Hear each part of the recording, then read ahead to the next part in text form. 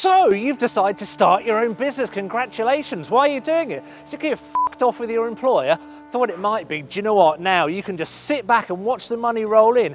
You've only got to work 75 hours a week and you'll have a Ferrari in no time, as long as you know these 42 simple tricks. Your business might look like this if you really believe that, because the truth is, there are 3 things you need to understand if you're going to start your own business. And we've got Jake Sukoff all the way from the States to tell us what they are. Are you ready? Are you ready? Listen. I've just quit my job, and you know what? I'm looking at the future and it's really rosy. But I'm going to spend the first few weeks, I'm just going to sit around and just wait for the work to come to me. And I think all my problems are over. So, Jake, if I really believed that, how much trouble would I be in? It's hard to say how much trouble you'll be in, but I think that that's probably the normal train of thought of the vast majority of people who've been through a challenging end to a job or a career. And I think it's really easy to get into this mindset that I need to do what is expected of me of society and get a normal 9 to 5 job and clock in, clock out and make a living that way. And my advice to people is to consider an alternative path. Right. So we have 3 harsh but brilliant truths about starting your own business. Let's launch straight in there. What is harsh but brilliant truth number 1? The first truth, with the mega caveat that everybody's situation is different, and this has worked for me and probably won't work for everybody, but my first truth is that the normal 9 to 5 grind and the stability behind it is an illusion. I think that particularly my generation, but all of the new generations have been conditioned to believe that the way to achieve a life worth living is to do really well in school, study hard so that you can get a great degree and then get a great job. And then that job is going to carry you very far. And that's just not as true today as it used to be. I think there is an illusion of stability with this 9 to 5. I mean, in America, we've seen hundreds of thousands, millions of layoffs over the past few years within tech, which was seen as the crown jewel of this country and of the economy in this country. And there's a belief that I've seen amongst my peers that it's safer to go this route when, with all of these layoffs, with everything that's changing as rapidly as it is, it might not be. I don't think it's nearly as stable as people think it is. And I also, at the same time, don't think that starting a company is nearly as risky as people believe, especially today. I absolutely with you. I'm a bit older than you, but when I was a teenager, if somebody's parent got made redundant, or just somebody we knew within the village that I grew up in, it was the talk of the town.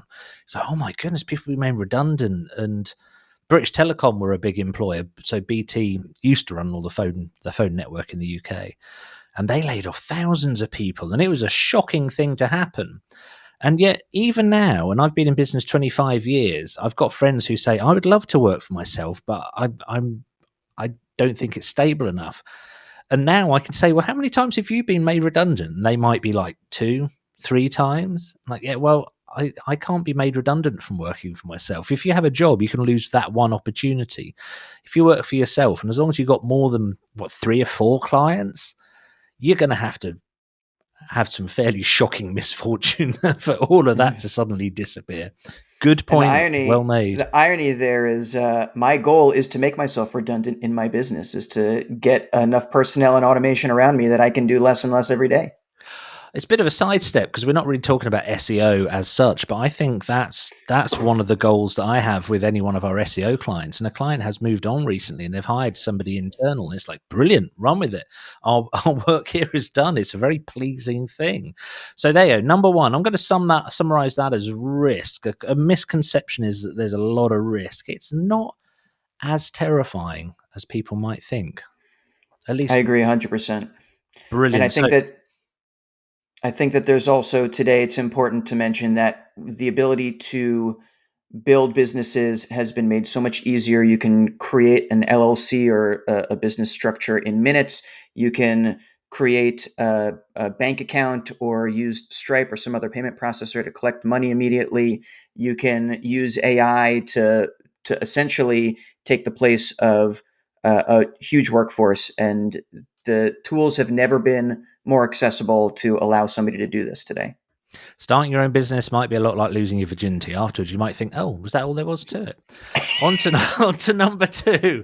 What is the second harsh but brilliant truth about starting your own business? The second truth I want to talk about is the what I call the myth of mentorship. I believe that there is uh, just a habit for people who are curious about starting their own businesses, or folks who have just recently started their business, to seek out every person imaginable who they know who's either started any kind of business or a business that's similar to the one that they are starting. And I think that, you know, the advice that you get from people, I don't want to discount that it's great to get advice in certain circumstances, but every piece of advice that you get is a data point, and it's up to you as a founder to assess all of the data at your disposal and then make an informed decision. But at the end of the day, you have to trust your gut and understand that you're starting some kind of venture because you have you have a strong belief in the thing that you're doing, and you need to just trust your gut and go with it. If you are always looking for the answer from somebody else, you're never going to build a thing that's true to yourself, and it will never be as successful as it could be. I agree wholeheartedly. Just remind me, when I found out I was going to become a parent, somebody said to me, "Beware that all parenting advice is other people voicing their own regrets for decisions they've made." And I think with business, that can very much be the same thing. And to your point, just because something didn't work for somebody else doesn't mean it's not going to work for you. I mean, there are some businesses like that blatantly won't work for now. I mean, I wouldn't start I can't think of a type of business that wouldn't work. I was going to say chimney sweeps, but people still need their chimneys cleaned. I don't know. So let's move on from my nonsense here. So yeah, the myth of mentorship. I think that's really wise. Take everyone's advice with a pinch of salt. Look at why they think it didn't work. Because one thing I've realized as well, when I speak to other business owners who have dropped products or moved on or done something, sometimes I think they kind of quit at the most important part of the learning phase, because business isn't about starting something and go, hey, it's all sunny and wow, look at all these bunnies dancing everywhere and it's all very Disney. The reality is you're going to mess up. You're going to mess up big, and you're going to mess up in ways you can't possibly mitigate the risk of or foresee happening. But it's at that point where you become more powerful. I mean, it's going to sting. It's going to really hurt. But I think I'm probably putting people off more than anything else now. So let's move on to move on to number 3, the third harsh but brilliant truth about starting your own business. Let us have it, Jake. The third truth is probably the one that I feel the strongest about. It's that hustle culture is a myth. It is doing you a disservice. It's misguiding you.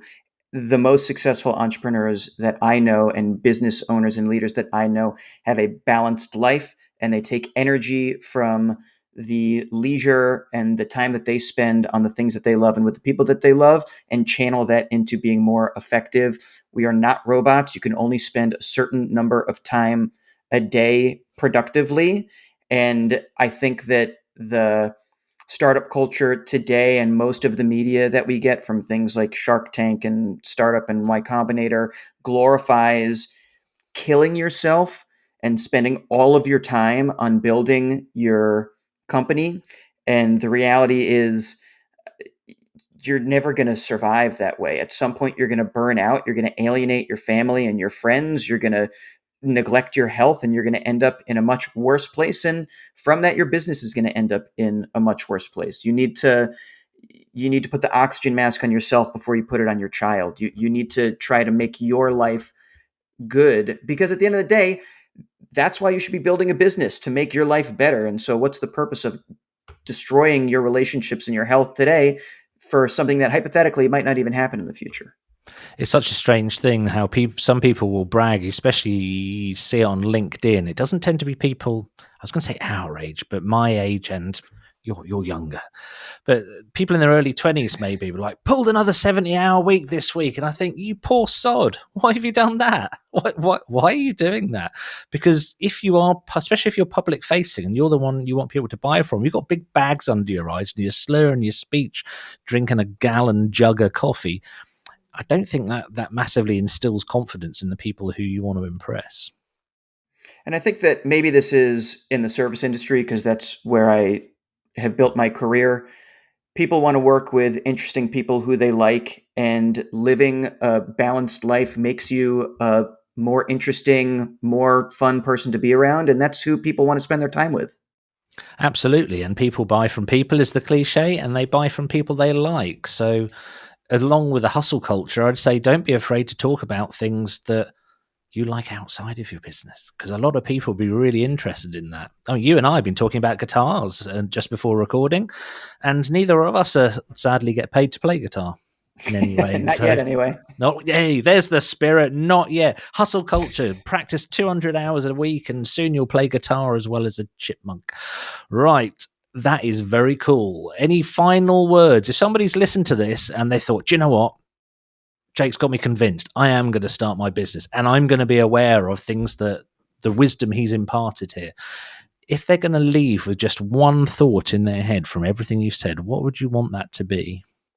I'm going to contradict myself here and give a piece of advice that I've gotten and love, but I think a big unlock for aspiring entrepreneurs or wantrepreneurs is to go and make $1 online. Go figure out any way to release something into the world. It could be a digital product. It could be selling your time for money. When you go and you make $1, it changes your worldview completely. You see the possibilities. You understand that, okay, working at a 9 to 5, I'm only getting money from my boss, from my job. When you start to make money online, you realize that the entire world opens up to you. You can make money from anybody, anywhere in the world, and it's a huge unlock. So if you're interested in building a business, I strongly recommend you stop thinking about it and just ship one thing. Figure out the easiest way to make a single dollar, and I guarantee you will feel differently after that. As John Cena said in that clip that went viral, do it!